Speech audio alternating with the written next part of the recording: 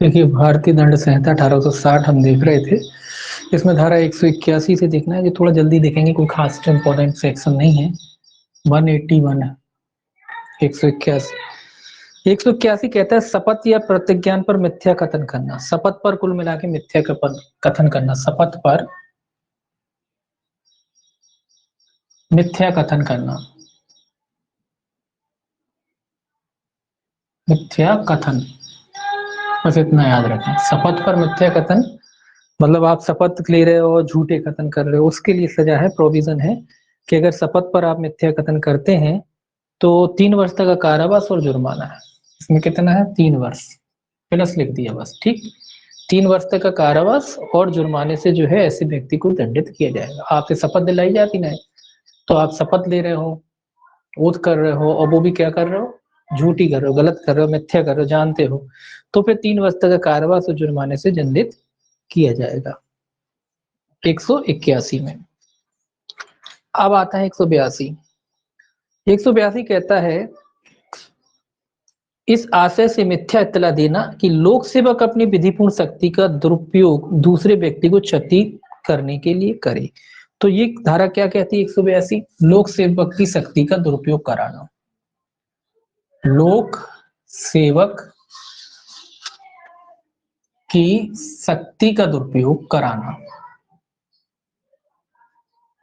ये इंपॉर्टेंट धारा मान लीजिए आप, आपको मालूम होना चाहिए। उपयोग कराना, क्योंकि ये कॉमन बातें हैं ये, कि कोई ने आपकी झूठी एफआईआर लिखा दी, पता है कि आप नहीं हो, फिर भी जानबूझ के आपकी लिखाई, तो ऐसे व्यक्ति इसमें आएंगे। आपकी झूठी कंप्लेन करे आए, जानते हैं कि भैया अब आपकी झूठी कंप्लेन करेगा, आपकी झूठी एफआईआर कराएगा, तो क्या करेगा लोक सेवक? लोक सेवक कार्रवाई करेगा। हालांकि लोक सेवक को नहीं पता कि आपने करा कि नहीं करा, वो दूसरे के जो आवेदन दिया है या उसने जो कंप्लेन फाइल की है उसके तहत वो एक्शन लेगा। तो जो लोक सेवक की जो काम उसे, लोक सेवक अगर आपके खिलाफ वो शिकायत ना करता तो उस शक्ति का दुरुपयोग करा रहा है कोई व्यक्ति लोक सेवक की। कुल मिलाकर आपको क्षति पहुंचाने के लिए, आपको परेशान करने के लिए अगर कोई व्यक्ति ऐसा करता है, लोक सेवक की शक्ति का दुरुपयोग करता है, तो कितनी सजा है उसे? तो याद रखना, ये वाली धारा जरूरी है, क्योंकि होता रहता है ऐसा। जब कोई आपके खिलाफ ऐसा करे तो आप उसके खिलाफ भर 182 का, फिर आप उसकी शिकायत जब आप पता पड़ जाए और आप छूट जाओ तो ये वाला इसमें जो है लग सकता है। तो आपको याद होना चाहिए ये चीज। 6 माह तक का कारावास या 1000 रुपए तक का जुर्माना, या दोनों। इसमें कितना है? 6 माह तक का कारावास या जुर्माना है कितना है? 1000। 1000 का जो है इसमें जुर्माना हो सकता है। किसको? जो झूठी शिकायत करता है, जो लोक सेवक से आप या लोक सेवक की शक्ति का दुरुपयोग कराता उस व्यक्ति के लिए। तो इस हिसाब से आप याद रख सकते हैं।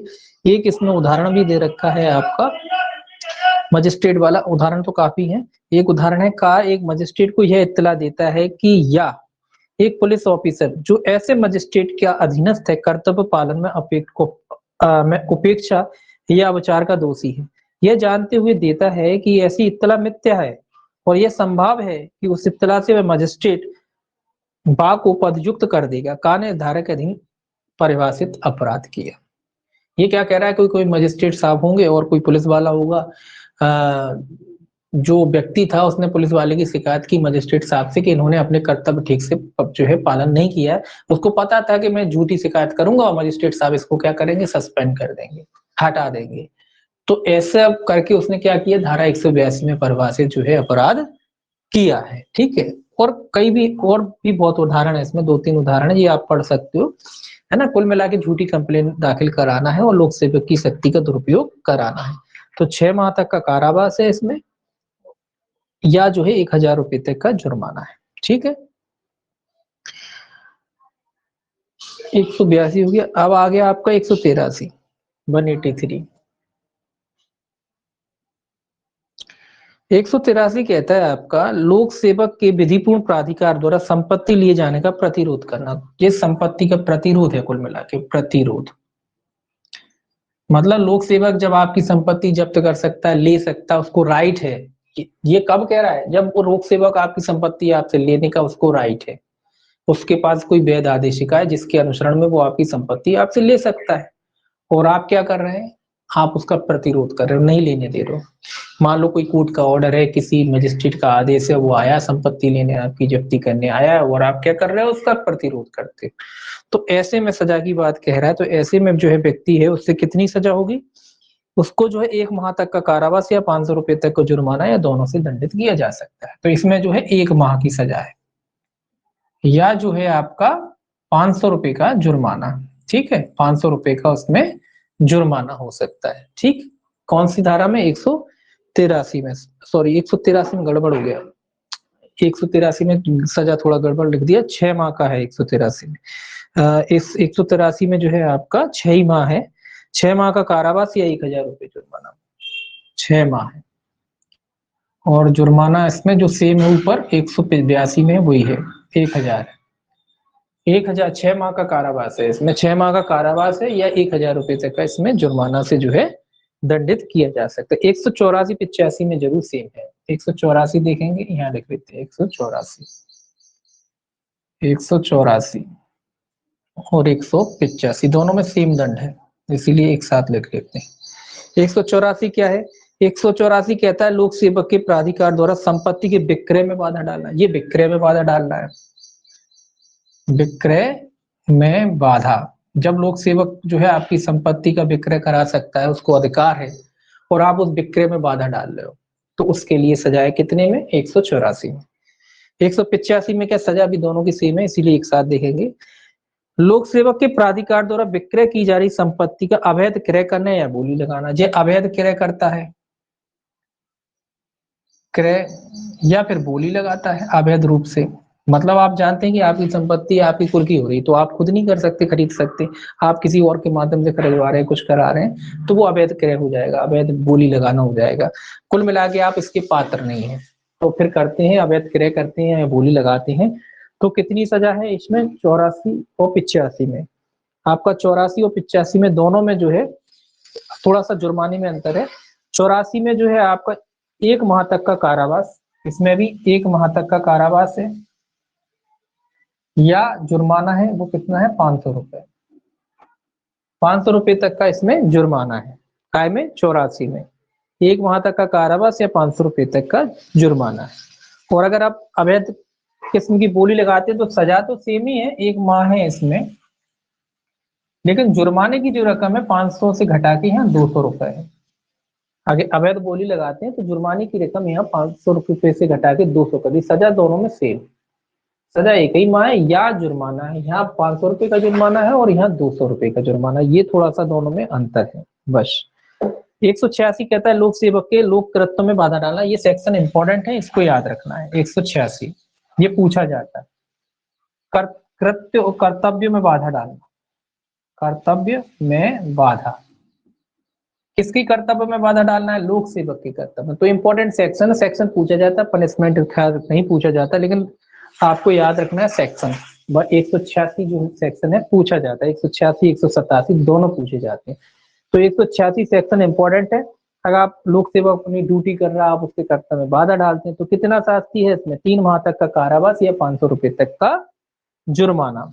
3 माह का है, 1 माह की जगह क्या हो गया यहाँ 3 माह, और जुर्माना सेम है 500 रुपए, ठीक है, या 500 रुपए तक के जुर्माने से ऐसे व्यक्ति को जो है दंडित किया जा सकता है। तो ये सेक्शन इंपॉर्टेंट है, ध्यान में रखना। 186 पूछा जाता है, सेक्शन पूछा जाता है। 187 भी इंपॉर्टेंट है, सेक्शन वाइज ये भी पूछा जाता है, तो इसको भी आपको याद रखना है। ये कहता है, क्या कह रहा है, आबद्ध होते हुए भी लोक सेवक की सहायता ना करना, लोक सेवक की सहायता ना करना, ये कहो, लोक सेवक की सहायता ना करना। किस व्यक्ति की सहायता ना करना, मतलब लोक सेवक की सहायता नहीं कर रहे, कब नहीं कर रहे हैं, जब आप आबद्ध हो, आपकी ड्यूटी है कि लोक सेवक की आप सहायता करोगे, और फिर भी जानबूझ के अगर आप लोक सेवक, ये उन लोगों के लिए है जो आबद्ध हैं, या कुछ ऐसे कर्तव्य होते हैं सरकार ने अधिरूपित कर रखे कि व्यक्तियों को मदद करनी है लेकिन नहीं करते लोक सेवक की, तो वो 187 में जाते हैं। 187 में अगर कोई व्यक्ति, इसमें 2 प्रकार की सजाएं हैं, कि लोक सेवक की सहायता करने के लिए आप आबद्ध हो, और लोक सेवक आपसे कोई सेवा मांगता है, सहायता मांगता है, और आप सहायता नहीं करते, तो सामान्य दंड तो वही है, 1 माह तक का कारावास या 1 माह तक का सादा कारावास या 200 रुपए तक का जुर्माना। 1 माह तक का जो है सादा कारावास है, सादा, या जो है कितना है 200 रुपए जो तक का जो है इसमें, सॉरी 1 माह तक का कारावास या 200 रुपए तक का जुर्माना है, 200 रुपए तक का इसमें जो है जुर्माने से दंडित किया जा सकता है। ये लोक सेवक साधारण बात कह रहे हैं कि लोक सेवक ने आपसे सहायता मांगी और आपने नहीं की। अगर लोक सेवक जो है न्यायालय की आदेशिका के अधीन काम कर रहा हो, न्यायालय की आदेशिका की, न्यायालय ने उसे आर्डर करा हो और उसके अनुसरण में वो काम कर रहा हो, यही, और फिर लोक सेवक ने आपसे मदद मांगी हो और आपने उसकी मदद ना की हो, जबकि आप उस मदद करने के लिए बाध्य हो। एक तरीके से अगर आप मदद करने के लिए बाध्य थे और न्यायालय की आदेशिका के अनुसरण में लोक सेवक काम कर रहा था, तो सजा जो है 1 माह से बढ़कर हो जाएगी 6 माह का सादा कारावास या 500 रुपए तक का जुर्माना। 6 माह का जो है कारावास हो जाएगा जो कि सादा होगा, या जो है जुर्माना हो जाएगा वो जो कि 500 रुपए तक का हो सकता है। तो न्यायालय के मामले में जो है सजा बढ़ जाएगी, ये थोड़ा सा याद रखना है। 187 सेक्शन वाइज इंपॉर्टेंट है, 186 भी सेक्शन वाइज इंपॉर्टेंट है, आपको याद रखना है। 182 भी इंपॉर्टेंट है, ये पूछा जाता है। लोक सेवक की शक्ति का दुरुपयोग कराना, ये पूछा जाता है, ठीक है, ये पूछा जाता है। 182, 186, 187 ये 3 सेक्शन मोस्ट इंपॉर्टेंट है। मोस्ट इंपॉर्टेंट मतलब सेक्शन वाइज, कभी कभी ये पूछे ही जाते हैं, इसको याद रखना, सेक्शन वाइज इंपॉर्टेंट है। अब देखते हैं 188, इधर लिख लेते हैं, सेक्शन 188, 188 जो है 18 लिख दिए, 188, ठीक है। 188 क्या कहता है? 188 कहता है कि किसी लोक सेवक के कब्जे या प्रबंधाधीन किसी संपत्ति के विशेष व्यवस्था से संबंधित सम्यक निर्देश की अवज्ञा करना। 101 मिनट। 188 कहता है लोक सेवक द्वारा सम्यक रूप से प्रख्यापित आदेश की अवज्ञा। तो प्रख्यापित आदेश की अवज्ञा है, आदेश की अवज्ञा, सीधा लिख लेते हैं, आदेश की अवज्ञा, अवज्ञा कह लीजिए या अवहेलना कह लीजिए। लोक सेवक का जो आदेश है उसका आपने अवहेलना किया है 188 में। लोक सेवक का जो आदेश है उसका क्या किया आपने, जो लोक सेवक ने आपको आदेश दिया उसकी अवज्ञा किया है आपने। कौन सा सेक्शन है? 188। इसमें जो है आपके जो है लिखा है, इसमें 2 प्रकार के दंड इसमें भी दिए हैं। पहला दंड कहता है कि किसी लोक सेवक के कब्जे या प्रबंधाधीन किसी संपत्ति की विशेष व्यवस्था से संबंधित संपर्क निर्देश की अवज्ञा करना। अगर लोक सेवक के निर्देशाधीन कोई संपत्ति वगैरह थी, उसके लिए वो कोई ऑर्डर दे रहा है आपको कि भाई इस तरीके से उसको आपको रखना है, ये करना है, वो करना है, तो यदि ऐसी अवज्ञा विधि पूर्वक नियोजित व्यक्ति को बाधा, छेद या क्षति कारित करे या कारित करने की प्रकृति रखे। ये क्या कह रहा है, मान लो कोई संपत्ति वगैरह जब जब्त होती ना, किसी व्यक्ति के कब्जे में, लोक सेवक ने आदेश दे रखा है, किसी के कब्जे में दे रखी, आप जिस व्यक्ति के कब्जे में वो संपत्ति उसको बाधा पहुंचाते, नुकसान पहुंचाते, क्षति करते हो, तो उसके लिए कह रहा है। तो सामान्यतः जो है 1 माह तक का सादा कारावास या 200 रुपए तक का जुर्माना होगा। 1 माह तक का जो है सादा कारावास या जो है 200 रुपए तक का जुर्माना होगा। कब? जब लोक सेवक ने किसी को संपत्ति धारण करने का मतलब आज्ञा दे रखी और आप उसमें विलंब करते हो, उसको क्षति पहुंचाते हो। किसको पहुंचाते हो? जिस व्यक्ति के कब्जे में उसने कोई संपत्ति वगैरह जो है सौंपी है या निर्देश दिया है किसी को रखने की, उसके लिए।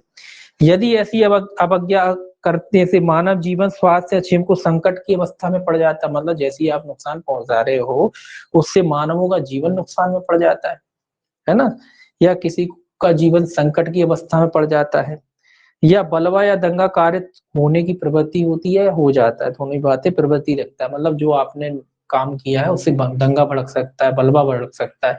ऐसा कोई अगर घटना हो जाती है तो जो कारावास होगा 6 माह तक का कारावास या 1000 रुपए तक के जुर्माने से दंडित किया जाएगा। 6 माह तक का कारावास हो जाएगा या जो है 1000 रुपए तक के जुर्माने से ऐसे व्यक्ति को दंडित किया जाएगा। ये कुल मिला के ये है कि लोक सेवक का जो आदेश था उसकी अवज्ञा कर रहे हैं आप। लोक सेवक ने किसी को संपत्ति धारण करने के लिए रिक्त कर रखा है कि भैया आप एक काम करो, जब तक निपटारा नहीं हो रहा कोर्ट का, तो एक काम करो, ये संपत्ति, मान लो कोई जमीन का विवाद है या मान लीजिए कोई प्रॉपर्टी का विवाद है, मान लीजिए कोई चीज, किसी का भी विवाद है, कोई विवाद है संपत्ति, अब मामला चल रहा है कोर्ट में। अब संपत्ति ऐसी है कि भाई थाने में नहीं रखी जा सकती है संपत्ति, तो उसने क्या करा, लोक सेवक ने कहा कि भैया एक काम करो, ये आप अपने कब्जे में रखिए, हमारा आदेश है, जब तक कोर्ट का आदेश नहीं हो जाता आप इसको सुरक्षित रखिए। और आप दूसरा जो व्यक्ति जिनको उनसे नुकसान है वो क्या करते हैं, वो उसमें बाधा डालते हैं, उस व्यक्ति को परेशान करते हैं जिसको ऐसा आदेश दिया गया कि भैया तुम नहीं रख सकते ये वो। तो साधारण रूप से अगर करते हैं तो 1 माह तक का सादा कारावास और 200 रुपये जुर्माना है। अगर वो इस तरीके का कृत्य करते हुए अगर मानव जीवन खतरे में पड़ जाता है, बलवा या दंगे की आशंका होती है, इस तरीके का काम करते हैं, तो फिर 6 माह तक का कारावास या 1000 रुपये तक के जुर्माने से ऐसे व्यक्तियों को दंडित किया जा सकता है। अब सेक्शन 189 कहता है, आपका दृष्टांत भी दे रखा है, धार्मिक स्थल, जुलूस, ये सब लिखा है। सड़क पर होकर ना निकले, ये जैसे उदाहरण सबसे अच्छा है। ये लिखा है एक आदेश जिसमें यह निर्देश है कि अमुक धार्मिक जुलूस अमुक सड़क से होकर ना निकले। ये लोक सेवक ने आदेश दिया कि भाई फलानी सड़क है, वहां से आप जो है अपना जुलूस ना निकालें, और फिर भी आपने बोला नहीं, बोले हम तो निकालेंगे, है ना। ले प्रख्यापित किया जाता है। जो ऐसे प्रख्यापित आदेश करने के लिए विधिपूर्वक सशक्त है, का जानते हुए आदेश की अवज्ञा करता है और तद द्वारा बलवी का संकट कार्य सरकार ने धारा में परिभाषित अपराध किया। मतलब पुलिस वाले हैं या जो भी सक्षम प्राधिकारी, वो जानता है कि भाई इस जगह से वो अगर कोई जुलूस निकला, कोई धार्मिक जुलूस निकला, तो हो सकता है कि बलवा हो जाए, और उसने आदेश निकाल दे कि भी इस तरफ, इस शहर से कोई भी धार्मिक जुलूस जो है नहीं निकलेगा। और कोई व्यक्ति जो जिस बात को जानता था कि ऐसा जो है लोक सेवक के द्वारा कोई आदेश दे रखा है, वो ये भी जानता था कि वो आदेश देने के लिए सक्षम है, उसने आदेश दिया है और उस आदेश की अवज्ञा करता है, उससे क्या होता है, बलवे की आशंका पैदा हो जाती है, बलवा भड़क सकता है। तो ऐसे व्यक्ति को जो है धारा 188 के तहत क्या किया जा सकता है, दंडित किया जा सकता है। तो लोक सेवक के आदेश की अवज्ञा है ये कुल मिला के। अब 189 क्या कहता है, देखिए 188 और 189, लोक सेवक को क्षति करने की धमकी, क्षति है ये भी याद रखना है धारा। लोक सेवक को क्षति करने की धमकी दे रहे हो आप, लोक सेवक को ही धमकी दे रहे हो, बाहुबली हो आप, और आप क्या कर रहे हो, लोक सेवक को धमकी दे रहे हो। तो कर्तव्यों से अब धमकी क्यों दोगे, धमकी इसीलिए दोगे कि वो अपनी ड्यूटी ना करे, लोक सेवक अपनी ड्यूटी ना करे, या उससे हितबद्ध व्यक्ति को, मतलब उसके परिवार के किसी व्यक्ति को धमकी दो, सभी धमकी आ जाएगी कुल मिलाकर, चाहे उसको दो चाहे उसके परिवार को दो। और धमकी क्यों देते हो आप उसको, धमकी इसीलिए देते हो ताकि वो अपना कर्तव्य या अपनी ड्यूटी का पालन ना करे। तो ऐसे में थोड़ी सजा ज्यादा है, सजा है 2 वर्ष तक का कारावास या जुर्माना, या दोनों। यहाँ सजा है 2 वर्ष तक का कारावास या जुर्माना है, या फिर दोनों से जो है दंडित किया जा सकता है। लोक सेवक को क्षति, ये भी सेक्शन याद रखना, 189। अब सेक्शन 190 जो इस चैप्टर का लास्ट है, ये कहता है लोक सेवक से संरक्षा के लिए आवेदन करने से विरत रहने के लिए किसी व्यक्ति को उत्प्रेरित करने के लिए क्षति की धमकी। मतलब लोक सेवक की सहायता मांगने से के लिए धमकी है, ये धमकी है, किसको है धमकी, सहायता मांगने वाले को, सहायता मांगने वाले को। किससे सहायता मांगने वाले को, लोक सेवक से। जैसे आपको लगता है कि आपकी जान को खतरा है, तो आप क्या करते हो, लिखा ना, किसी व्यक्ति को लोक सेवक के संरक्षण, लोक सेवक से संरक्षण मांगने से विरत रहना। मतलब आप जैसे हो, आपकी लड़ाई हो गई, आपको जान को खतरा है, तो स्वाभाविक सी बात, नियम है, आप लोक सेवक से सहायता मांग सकते हो। आप कह सकते हो कि भाई हमारी सुरक्षा की गारंटी दी जाए, पुलिस का काम ही है जनता की सुरक्षा करना। और अगर आपकी जान को खतरा होता है तो आप क्या करोगे, आप पुलिस में आवेदन करोगे कि भाई हमारी सुरक्षा उपलब्ध कराई जाए, सिक्योरिटी दी जाए हमें, हमारी जान को खतरा है। अब वहां पे जो व्यक्ति जो चाहता है, वो कोई व्यक्ति जो आपसे दुश्मनी रखता है, वो कहता है कि लोक सेवक के पास नहीं जाओगे, अगर जाओगे तो हम तुमको, मतलब वही जो है मारेंगे पीटेंगे ये करेंगे, कुल मिला के धमकी देता है आपको कि अगर आप पुलिस वालों के पास गए और आपने अगर सहायता मांगी, हेल्प मांगी, तो हमसे बुरा कोई नहीं होगा, देख लेना, कुल मिला के वो धमकी देता है। तो ऐसे व्यक्ति को जो है 1 वर्ष तक का कारावास या जुर्माने या दोनों से दंडित किया जा सकता है। इसमें भी ज्यादा सजा, 1 वर्ष तक का कारावास या जुर्माना, इसको भी याद रख सकते हैं आप, ठीक है, इस सेक्शन को भी। क्यों, अपना नॉलेज के लिए जरूरी है ये चीजें जो रोजमर्रा की जिंदगी में होती रहती हैं, तो इसीलिए इन चीजों को ध्यान में रखना जरूरी है। क्योंकि कभी कभी याद आती हैं ये चीजें, फिर आपको, आप लॉ पढ़ रहे हो, फिर पता पड़ा याद ही नहीं, फिर ढूंढते फिर रहे हैं एक्ट में। तो ये चीजें आपको याद होनी चाहिए, ये भी याद होना चाहिए, ये तो याद होना ही चाहिए, ठीक है, ये याद होना चाहिए। ये था आपका चैप्टर 10, चैप्टर 10 था, ये खत्म हुआ। इसके बाद पढ़ेंगे अपनी चैप्टर 11। चैप्टर 11 में सबसे इंपॉर्टेंट केवल 2 ही सेक्शन है आपके, 191 और 192, ठीक है। उसके बाद जो फिर सेक्शन वाइज है, और एक दो कुछ सेक्शन वाइज इंपॉर्टेंट है, लेकिन हाँ 191 192 जो है आपके इंपॉर्टेंट है, इनसे क्वेश्चन बनते हैं। मिथ्या साक्ष्य देना और मिथ्या साक्ष्य गढ़ना, ये दोनों सारा इंपॉर्टेंट है, और ये भी जो है आती है परीक्षा में। तो अध्याय 11 है।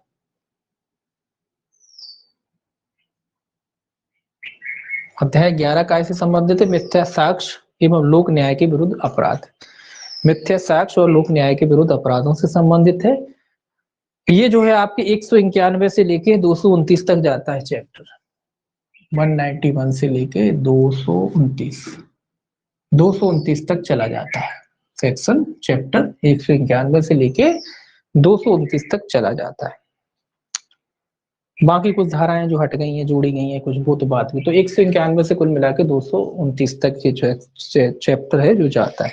इसमें दो धाराएं लगभग मोस्ट इंपोर्टेंट थी, 191 192। हालांकि बीच में कुछ धारा वाइज इंपॉर्टेंट जरूर है, लेकिन हाँ ये जो 191 192 ये इंपॉर्टेंट है। इस चैप्टर में आप ये मान के चलो कि यही है जो है, सब यही है, ये दोनों ही धाराएं जो है तो यही है। तो सेक्शन 191 क्या कहता है? मिथ्या साक्ष्य देना। सेक्शन 192 ये काय से संबंधित है? मिथ्या साक्ष्य देने से। मोस्ट इंपोर्टेंट धारा है, याद रखना है आपको। मिथ्या मतलब झूठा साक्ष्य देना, मिथ्या साक्ष्य देना।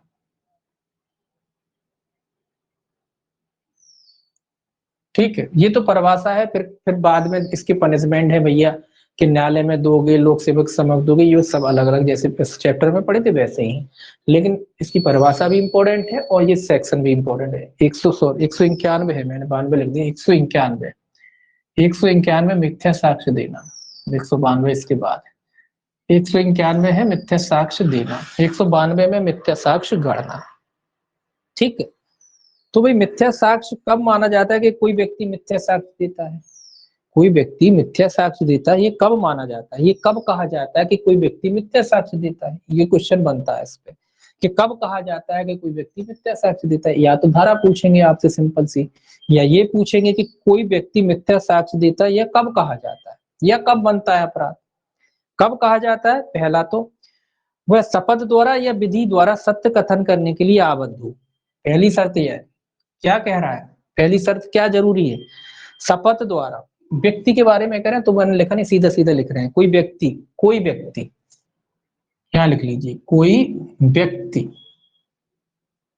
ठीक है, कोई व्यक्ति मिथ्या साक्ष्य देता कब कहा जाता है? कब कहा जाता है? जब कहा जाता है जब वह शपथ द्वारा या विधि द्वारा सत्य कथन करने के लिए आबद्ध हो। जब वह विधि द्वारा, सीधा लिख, जब वह शपथ द्वारा, पहले शपथ लिख लीजिए, शपथ द्वारा या विधि द्वारा सत्य कथन करने के लिए आबद्ध हो। सत्य कथन करने के लिए आबद्ध हो या बाध्य हो, उसकी जिम्मे जो ड्यूटी हो, सत्य करने के लिए आबद्ध हो। आबद्ध होते हुए क्या करता है?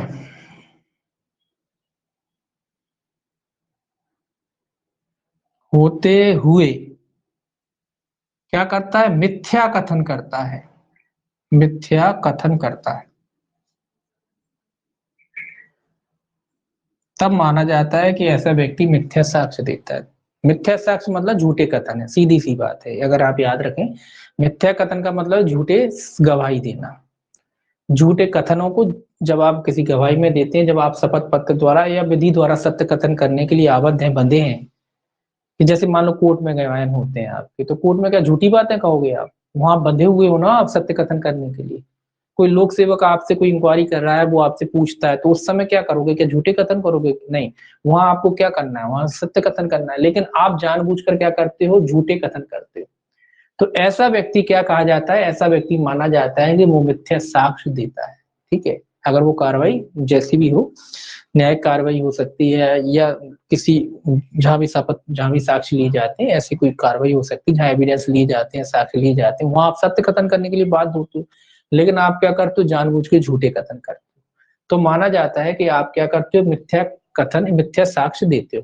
तो जब वह शपथ द्वारा या विधि द्वारा सत्य कथन करने के लिए, मतलब व्यक्ति, जब कोई भी व्यक्ति जो शपथ द्वारा, या दो शब्द आए, शपथ द्वारा या विधि द्वारा सत्य कथन, ये इंपॉर्टेंट है, शपथ द्वारा या विधि द्वारा सत्य कथन करने के लिए आबद्ध है या बाध्य है या बंधा हुआ है, कुछ भी कह लो, और ये जानते हुए फिर भी वो व्यक्ति क्या करता है, मिथ्या कथन करता है, तो ये माना जाता है कि वो मिथ्या साक्ष्य देता है। ये तो पहली कंडीशन हो गई।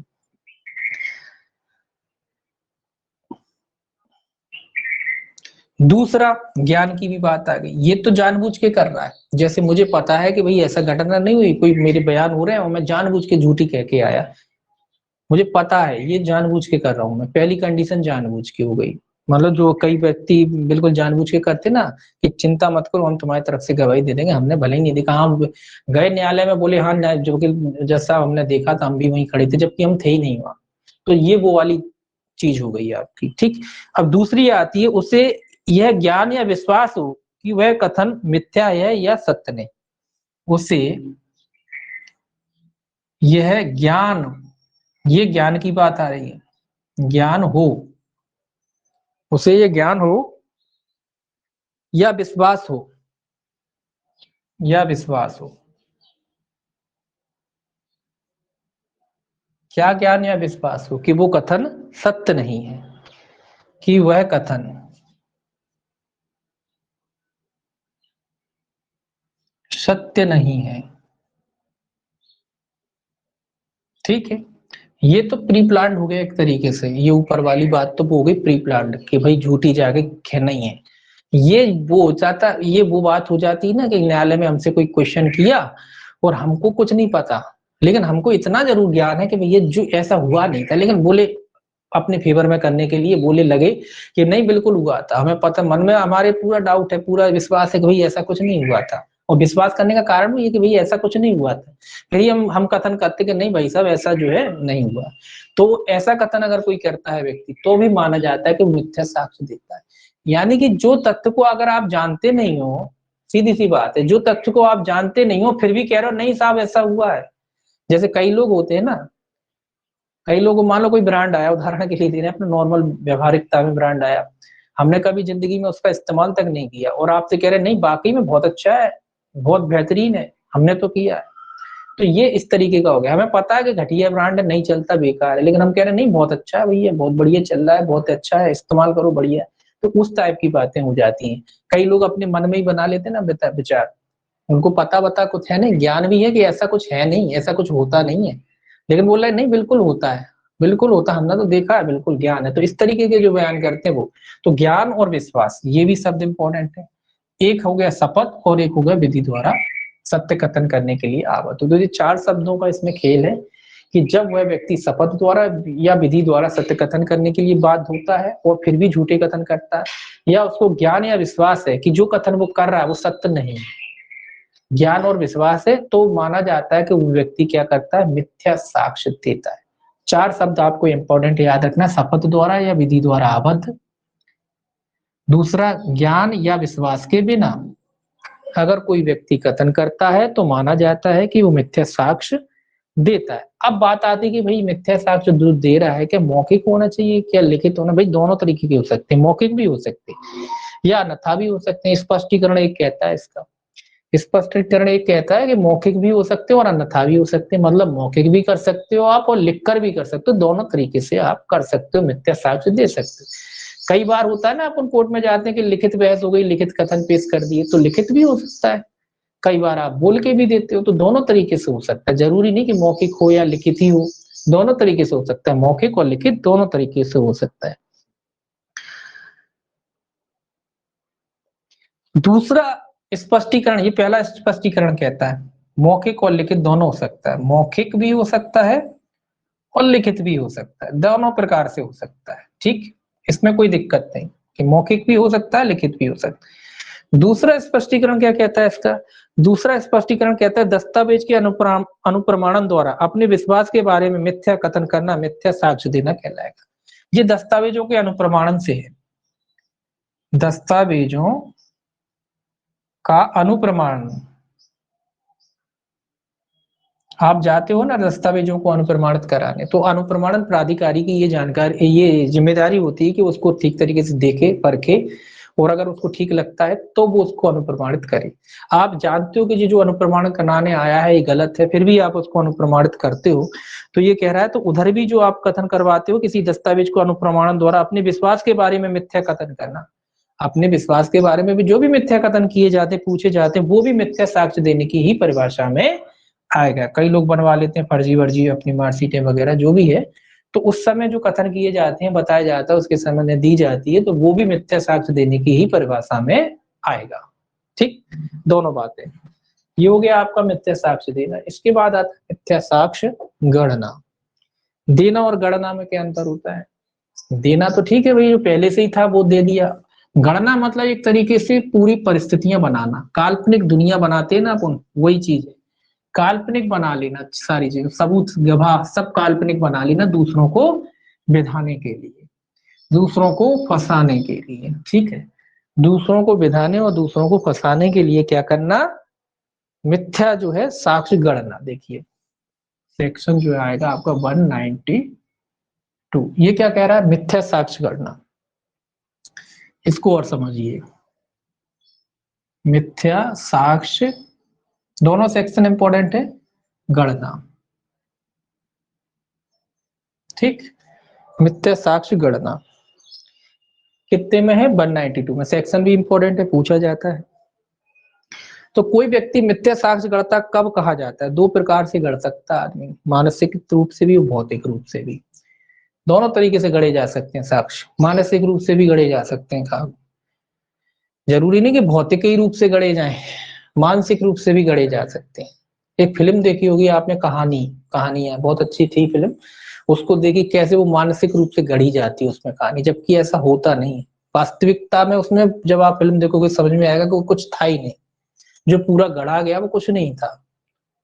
तो उसको आप देखोगे समझ में आएगा कि कैसे साक्ष्य गढ़े जाते हैं, मिथ्या कहानियां कैसे रची जाती, कैसी बुनी जाती, उनको कैसे असली बनाया जाता है, जबकि वो वास्तविकता में ऐसा कुछ था ही नहीं जैसा पूरा फिल्म में चलता है। तो वो एक उदाहरण है आपके लिए मानसिक गणना के लिए, जो आप कहोगे कि मानसिक कैसे गढ़ सकते, तो उस फिल्म को देख लेंगे समझ में आ जाएगा कि मानसिक रूप से परिस्थितियां कैसे गठित की जाती। मानसिक रूप से भी गठे जा सकते हैं मिथ्या साक्ष्य, और भौतिक रूप से तो गढ़ ही सकते हैं, हम गढ़ ही सकते हैं। ठीक है, तो कोई व्यक्ति मिथ्या साक्ष्य गढ़ता है कब कह सकते हैं? कब कह सकते हैं? किसी परिस्थिति को अस्तित्व में लाता है। क्या करता है? परिस्थिति को, किसी परिस्थिति, पूरा सेंटेंस ही लिखना पड़ेगा, किसी परिस्थिति को अस्तित्व में लाता है, परिस्थिति को अस्तित्व में लाता है। मतलब ये है कि जो है ही नहीं वो ला रहे, किसी भी परिस्थिति को अस्तित्व में लाता है, जो बात है नहीं उसको पैदा करना। ठीक है, दूसरा, किसी पुस्तक या अभिलेख या इलेक्ट्रॉनिक अभिलेख में कोई मिथ्या प्रविष्टि करता है, सीधा लिख देते हैं मिथ्या प्रविष्टि करता है, मिथ्या प्रविष्टि करता है, ये तो सिंपल है, प्रविष्टि करता है। कोई मिथ्या प्रविष्टि किसी भी चीज में हो सकती, कोई पुस्तक हो सकती है, कोई अभिलेख हो सकता है, या कोई भी डॉक्यूमेंट हो सकता है, कोई चीज हो ना, आपने बदल के जीरो बढ़ा दिया, कुछ कर दिया, वो कर दिया, तो वो मिथ्या प्रविष्टि करता है। ठीक है, ये भी हो सकता है। मिथ्या कथन करने वाली कोई दस्तावेज या इलेक्ट्रॉनिक अभिलेख जो है रचता है, मिथ्या अभिलेख रचता है, दस्तावेज या इलेक्ट्रॉनिक अभिलेख रचता है, सीधा लिख देते हैं अभिलेख, मिथ्या अभिलेख रचता है, मिथ्या अभिलेख रचता है। ठीक है, मिथ्या अभिलेख रचता है, झूठे अभिलेख खुद ही बना लेता है, झूठे दस्ता। अब इससे एक उदाहरण याद आ गया मुझे, मिथ्या अभिलेख रचने से। एक हमारी जान पहचान के थे, अंकल जी थे, वो एक होता ना अपने लॉ में क्या होते हैं, जिला विधिक सेवा अधिकारी होते हैं ना, डिस्ट्रिक्ट लीगल एड ऑफिसर, वो डिस्ट्रिक्ट लीगल एड ऑफिसर ही थे, अच्छी खासी पद पर थे। लड़ाई चलती थी पड़ोसी से, अच्छी खासी लड़ाई चलती थी, अब जो भी उनका विवाद हो, उनका जमीन का, घर का, आपस का, तो बहुत ज्यादा लड़ाई चलती थी, एक दूसरे से मारा पीटी होती रहती थी, ऐसे चलते थे, बल्लवे भी कई बार हुए, ऐसी उनकी लड़ाइयां होती रहती थी, एक दूसरे को फंसाने के उसमें रहते थे।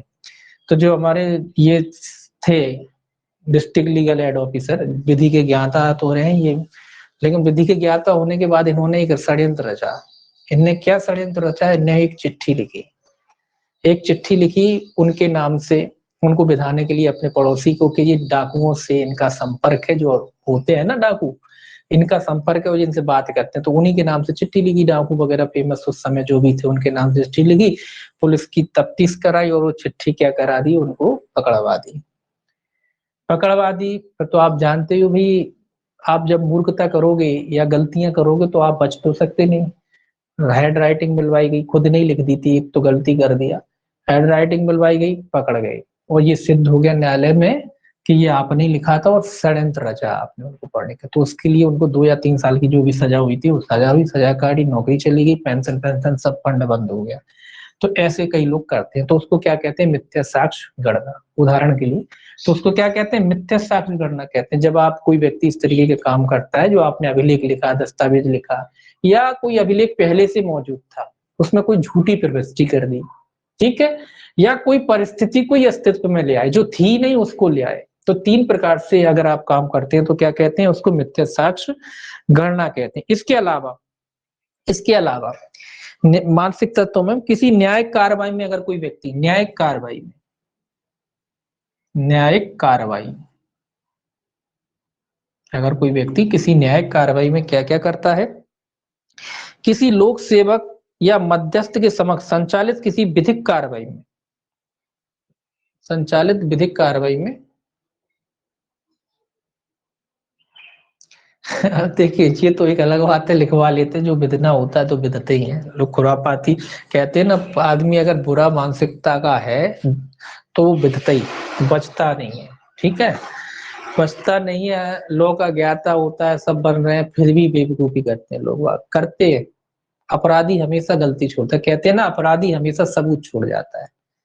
एक नियम है, कहते नहीं है, अपराधी हमेशा सबूत, चाहे जितना शातिर अपराधी हो, चाहे मैं तो कह रहा हूँ पुलिस वाला ही क्यों ना हो अगर अपराधी, या कोई वकील ही क्यों ना हो अपराधी, कोई जज ही क्यों ना हो अपराधी, वो सबूत छोड़ेगा, चाहे वो कितना बड़ा ही ज्ञाता क्यों ना बना रहे, वो सबूत छोड़ता है। अपराधी हमेशा सबूत छोड़ता है। अब वो बात अलग है कि आपको खोजना होता है। शातिर अपराधी है तो ऐसा तो है नहीं कि अपराधी सबूत ना छोड़े।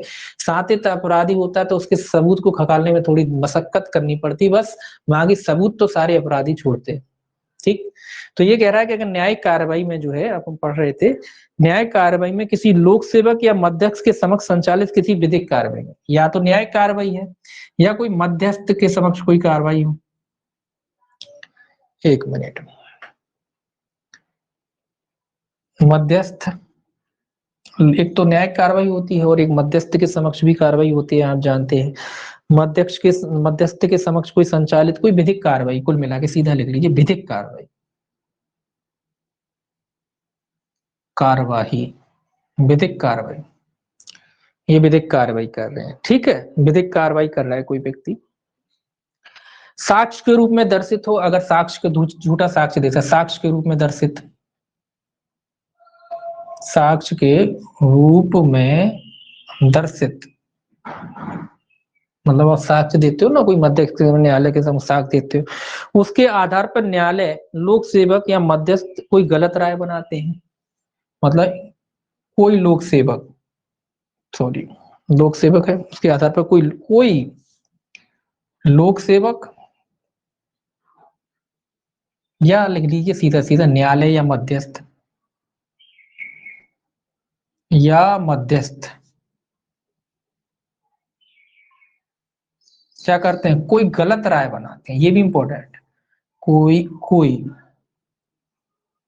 गलत राय बनाते हैं।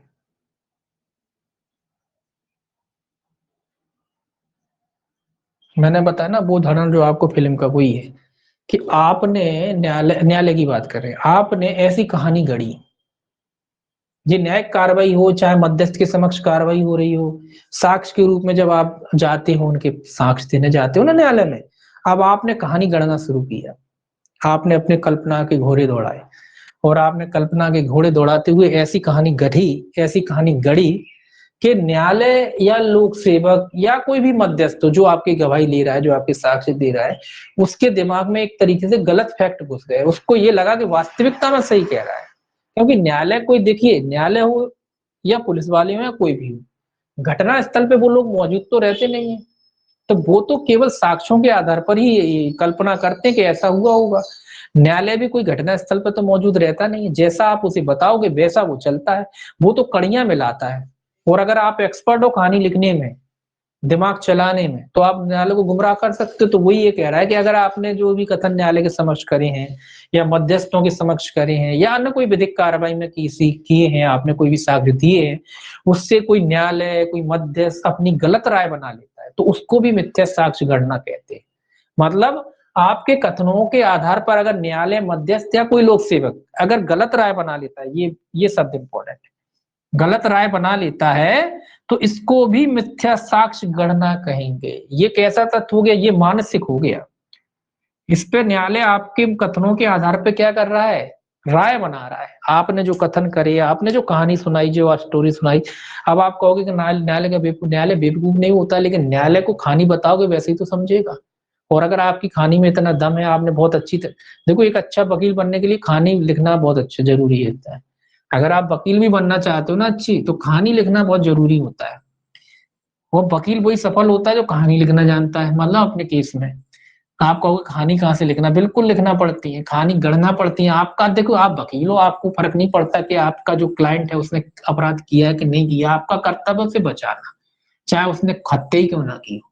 आपका फर्ज बनता है उसको बचाना, और उसको बचाने के लिए आपको कहानी गढ़ना आनी चाहिए। किसी ने हत्या की, किसी ने कुछ की, तो आप वकील, सबसे अच्छा वकील यही होता है कि वो कहानी गढ़ता है। पुलिस और कहानी गढ़ी कैसे जाती है? कहानी ऐसे नहीं गढ़ी जाती कि आपने मन उठाया और लिखने बैठे, ऐसे नहीं गढ़ी। जो पुलिस के साक्ष्य होते हैं, पुलिस के बयान होते हैं, एफआईआर होती है, उसके हिसाब से कहानी गढ़ते हैं वकील। और इस तरीके की कहानी गढ़ते हैं कि कोई उसका तोड़ नहीं कर पाता, और वो अपने मुजरिमों को बरी तक करा ले जाते हैं। कि न्यायालय के दिमाग में बैठ जाता है कि पुलिस को गलत साबित कर देते हैं और खुद को सही साबित कर देते हैं। तो कहानी गढ़ना भी वकालत का एक पीछे समझ लीजिए पार्ट है। कहानी गढ़ना ही पड़ती, कहानी गढ़ना पड़ती, कहानी गढ़ी जाती है, क्योंकि एक वकील होने के नाते आपको बचाना है अपने मुद्दे। तो एक तरफ से हम ये कह रहे थे कि मिथ्या साक्ष्य गणना किसे कहते हैं? मिथ्या साक्ष्य गणना कहते हैं जब आप क्या करते हो, किसी परिस्थिति को अस्तित्व में लाते हो जो है ही नहीं, किसी पुस्तक अभिलेख में कोई मिथ्या प्रविष्टि करते हो, झूठी प्रविष्टि करते हो, या कोई मिथ्या दस्तावेज या इलेक्ट्रॉनिक अभिलेख ही रच देते हो, या न्यायालय के को इसलिए, या न्यायालय कह लो, मध्यस्थ कह लो, या लोक सेवक कह लो, उसके समक्ष जब भी कोई कथन करते हो या साक्ष्य देते हो, तो आप उसको एक तरीके से भ्रमित कर देते हो, या एक इस तरीके से भ्रमित कर देते हो कि वो अपनी जो है गलत राय बना ले। या अगर न्यायालय अपनी गलत राय बना ले, या मध्यस्थ अपनी गलत राय बना ले, या लोक सेवक अपनी गलत राय बना ले, तो ये मान के चलिए इसको भी मिथ्या साक्ष्य गणना कहा जाता है। तो तीन परिस्थितियां तो वो हो गई, और चौथी ये हो गई। तीन कौन सी हो गई? एक तो परिस्थिति को अस्तित्व में लाना, दूसरा पहले से जो कोई कथन है, कोई दस्तावेज हो उसमें मिथ्या प्रविष्टि करना, तीसरा है मिथ्या दस्तावेज ही रच देना, और चौथा है कि गलत राय बनाने के लिए क्या करना, एक तरीके से निर्मित करना या प्रेरित करना। गलत राय बनाने के लिए प्रेरित करना। किसको प्रेरित करना? स्वाभाविक सी बात है, न्यायालय होगा, मध्यस्थ होगा, या लोक सेवक होगा। ये गलत राय बना ले, आपके कथनों के आधार पर ये गलत राय बना ले, तो गलत राय बनाने के लिए प्रेरित करना, ये कह लीजिए सीधा सीधा गलत राय बनाने के लिए प्रेरित करना, ये भी जो है आपका मिथ्या साक्ष्य गढ़ने की परिभाषा में आएगा। ठीक है, ये हो गया आपका मिथ्या साक्ष्य गढ़ना और मिथ्या साक्ष्य देना। ये दो सेक्शन इसमें जो है इंपॉर्टेंट थे। अब 193 और देख लीजिए। 193 जो है आपका मिथ्या साक्ष्य देने के लिए जो है दंड की व्यवस्था करता है। 193 का आएगा, एक इसके साथ ही पढ़ना पड़ेगा आपको, ये सिंपल दंड है इसीलिए पढ़ना पड़ेगा। 191, 92 और 93 तीनों सेक्शनों को इंपॉर्टेंट है, तीनों को पढ़ना पड़ेगा। ठीक है, फिर वो प्रकार है वो अलग बात। 191, 192 और 193 तीनों सेक्शन याद रखना है आपको। मिथ्या साक्ष्य देना, मिथ्या साक्ष्य करना, और मिथ्या साक्ष्य के लिए दंड। तो मिथ्या साक्ष्य के लिए दंड दिखा रखा है आपको 193, केवल दंड देखना है। इसमें भी जो है दो प्रकार के दंड दे रखे हैं। अगर आप मिथ्या साक्ष्य देते हो, न्यायिक कार्रवाई है। अगर न्यायिक है कार्रवाई, भाई न्यायिक कार्रवाई तो कितना दंड हो? 7 वर्ष तक का, 7 वर्ष तक का कारावास और जुर्माना।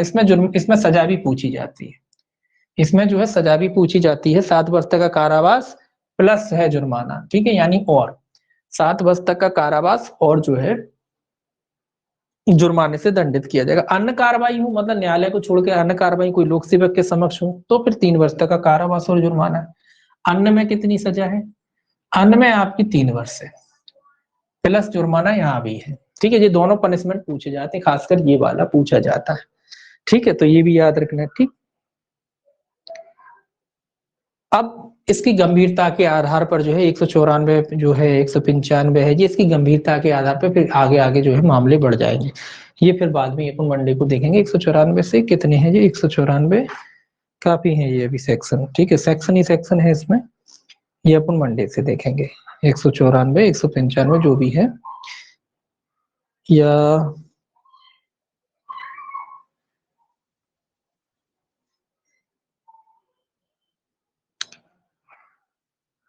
ये कल ही देखें, मंडे को देखेंगे। ठीक है, ये बाकी मंडे को देखेंगे, मंडे को इसको खत्म करेंगे ये चैप्टर को। बस 191 92 93 ये 3 जरूर आपको एक साथ पढ़ना है और इसको याद रखना है। इस चैप्टर में यही याद रखना है। आगे हालांकि और भी सेक्शन है, लास्ट के जो सेक्शन है जैसे 228 ए, ये भी इंपॉर्टेंट है ना। ये 228 ए जो है, ये भी सेक्शन जो है सेक्शन वाइज जो है इंपॉर्टेंट है, इसको याद रखना है आपको। ठीक है, आज के लिए बस इतना ही रहने दीजिए, फिर आगे देखेंगे मंडे से। चलिए।